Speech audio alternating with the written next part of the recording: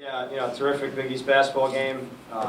Really proud of our group for how they were able to sustain the effort in overtime and to be able to pull this game out.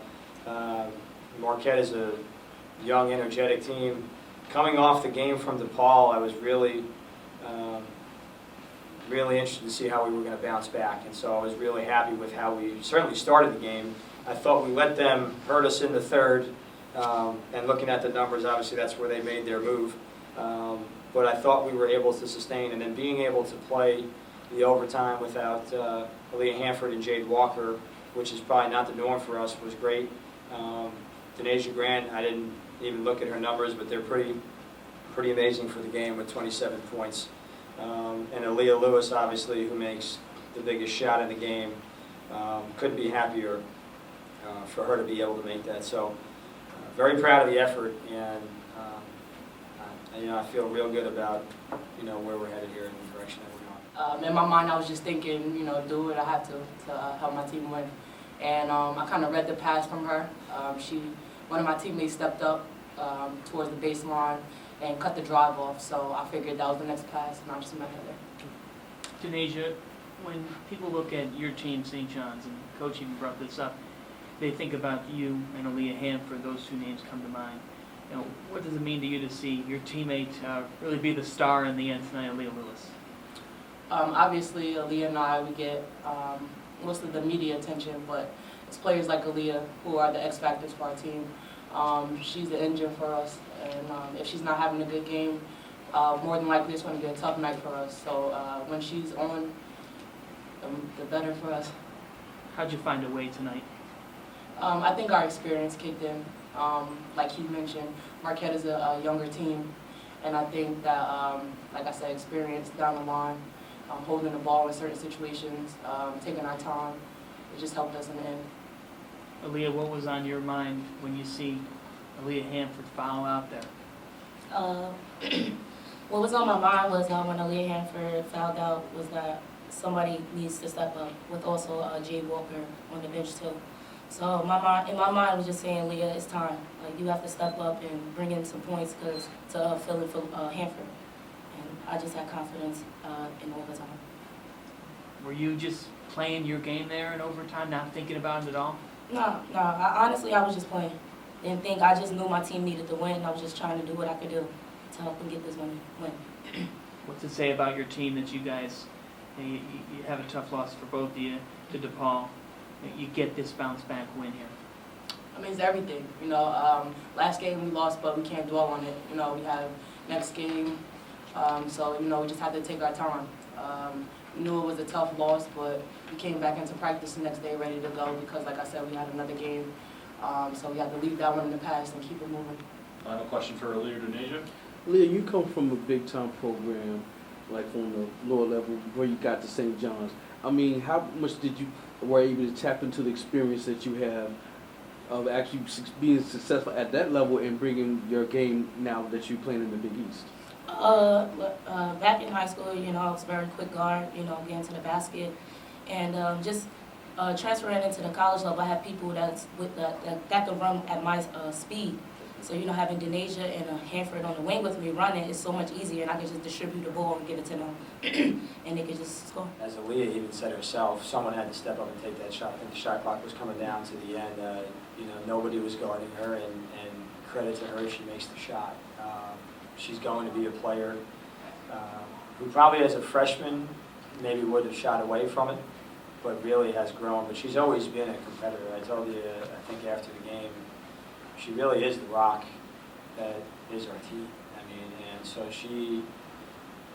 I'm actually happy she's starting to play the way that we knew she could, because then people can understand how good she is at her size and what she's able to do. People not guarding her, trying to double off her, and so she's still continuing to learn.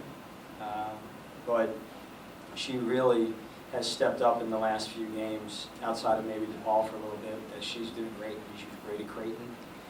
She was great tonight. So it's a pleasure to watch her be able to see success, especially for a kid, even you don't guard you, it kind of messes with your mind a little bit sometimes. To see her get over that is great.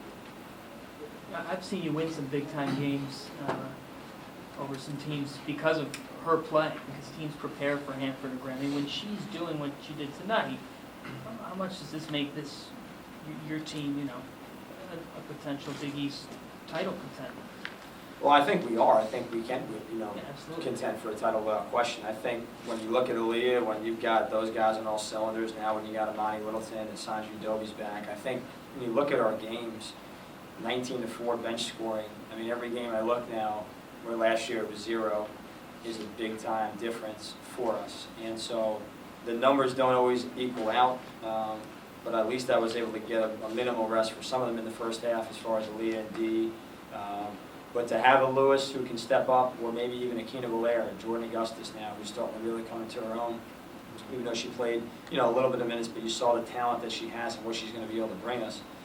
I mean, I can look at my box score and see, you know, 10 names, you know, where last year I saw 6. So it's a big help for us, and they're gaining confidence every game.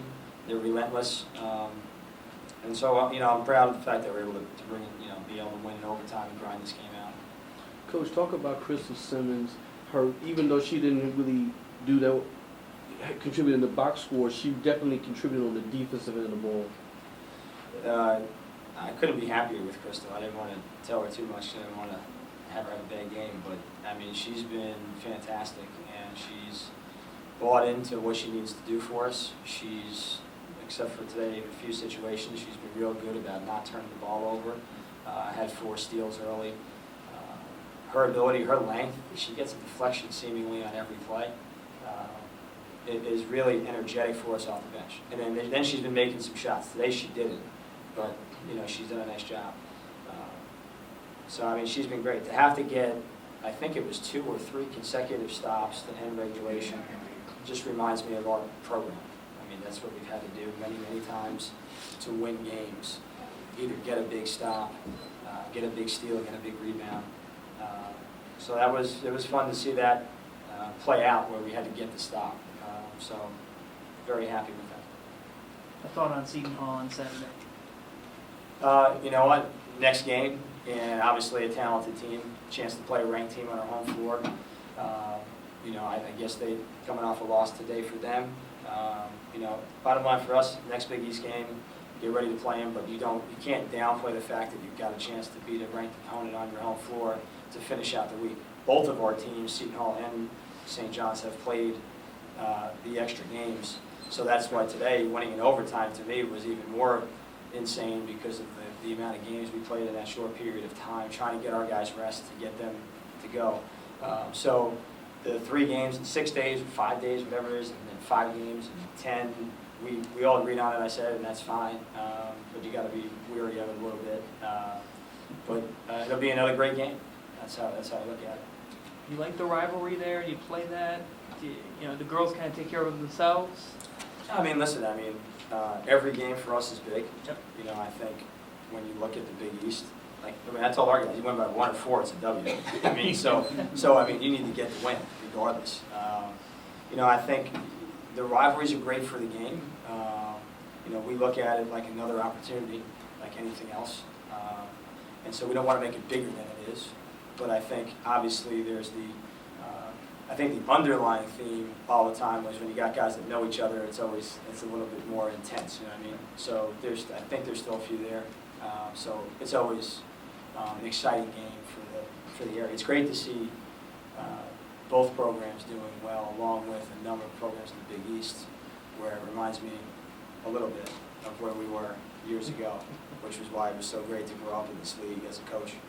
Speaking of a little bit what in the recent past, talk about one of the new additions to your staff, one Coach Sheena Stevens, and what she means to the current players that are playing on your team. Hey, listen, anytime you can bring a former player back and play for you, it's priceless. I mean, you get immediate experience, immediate validity. She knows what I want. The kids respect her, the players respect her, obviously because of the player that she was. Every week she improves. So she challenged me this week, so I told her congratulations. So, you know, seeing growth from her, and she's going to be a great star in the game.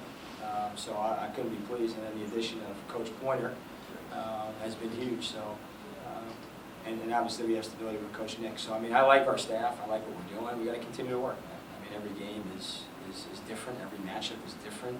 The league teams are so different how they play, from Villanova to a DePaul to a Seton Hall to Marquette. So we'll get ready, man. It's go time.